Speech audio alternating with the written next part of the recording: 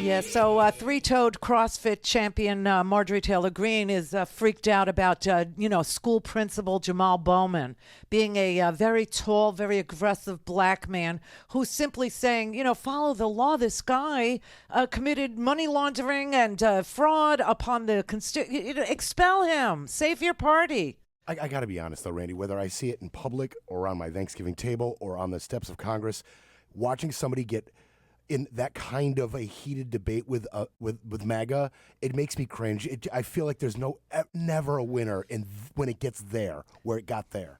Well, because, he says to her, stop with the QAnon stuff, which we all know is, it's insane that, the Democrats are drinking baby's blood or some such crap, in order to stay young. I don't know. But we know it's garbagey. We know it's like Michael Flynn territory. We know it's like mental illness of some sort that would make you believe the worst about your fellow citizens, that they're literally running a pedophile ring out of a pizza parlor in D.C. so that they can sell the children for slaughter so someone can drink their blood and stay young, because this is what QAnon is. And so he said to her, enough with the QAnon stuff. And then she turns around and plays the race card, right? She turns around and says, he's very aggressive. He's very threatening. He's very big. He cursed at me. He cursed at me. And then, if you say something that makes sense to them, or you show them something that, actually happened in a court of law, and you back it up with transcripts, or you back it up with, verdicts, or you back it up with clemency, like Donald Trump pardoned Roger Stone after Roger Stone was found guilty of conspiring with Russian hackers and WikiLeaks in order to time the release of the hacked goods that the Russians got from the DNC in order to distract you from Donald Trump's misogyny and rape and his rapey nature. Just saying. Then and if you show them that and it's just they'll say they'll question your source. So if you say, but this was a grand jury that found him, well, grand jury's an old diet of ham sandwich. Okay, then you say, well, he went to trial and the jury found him guilty. Well, it was a enter the city here jury, right? You know what the best is when you bring something up on your phone and show them like a news source, legitimate, and they say, well, they're lying, and I know they can lie because I watch Fox and I know they lie. So I know the media can lie, so yours is lying too. Oh, that's an interesting one. Oh, that's a fun one. Oh, my God. I mean, that's rabbit hole stuff. That really is. 100%. That is, we're through the looking glass, people. Up is down, black is white. And, we're through the looking glass. Like, you can't trust it. But, this is the crazy thing. This is what artificial intelligence is going to lead us to. It's going to lead us to a generation of people. And we already have kids like this, okay? Not that, it's bad. But we have kids that live on TikTok all day, okay? They're just, scrolling all day. And so if you ask one of the kids, somebody who's below 18, if you ask them whether they believe what they're seeing on TikTok, they will say they believe nothing they see on TikTok, but they believe everything they see on TikTok. Do you know what I'm saying? Like, they will buy stuff that's advertised on TikTok, but they don't believe anything they see on TikTok. I think Montana, was it Montana today? Just banned TikTok. No more TikTok for you beginning the first of the year. This is the solution, right? This is not the solution, because that's just one platform. Have some rules of the road, for God's sake. Have some rules about who's responsible for garbage on the platform. For years and years, for 100 years, I'm not exaggerating, I'm not embellishing.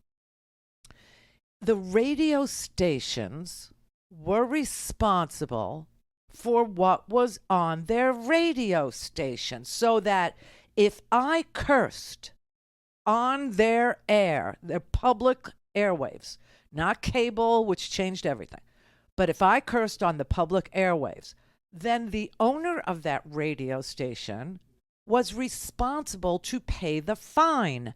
And the fines got like really juicy at the end. Okay, it was like $325,000 per instance of violating FCC rules, right?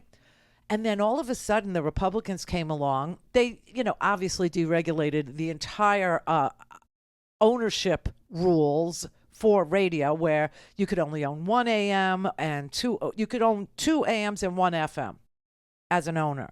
Then they said, Bill Clinton did this, no, own as much as you want. And the big companies, the big, huge money, the donor class came in with their hedge fund money, and they bought every single radio station they could get their hands on, every single one of them.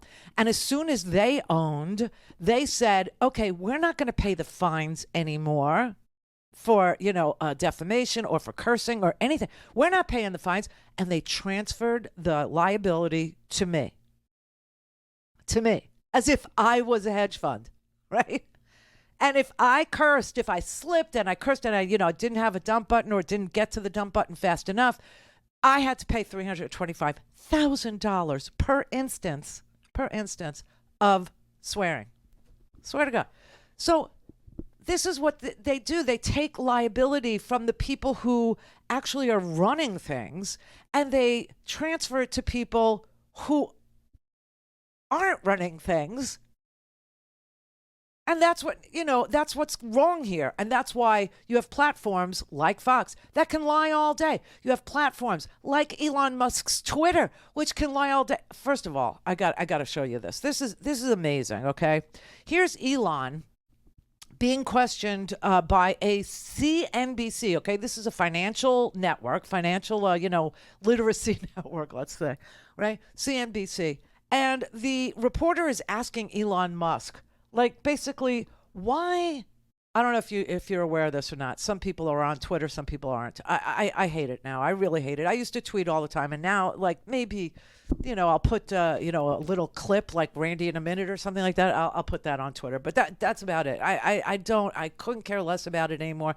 It is a cesspool of bullying and hatred and arrogance, and everything's about triggering somebody. It's all about, making someone angry. It's such a waste of space and time. But Elon did this to it.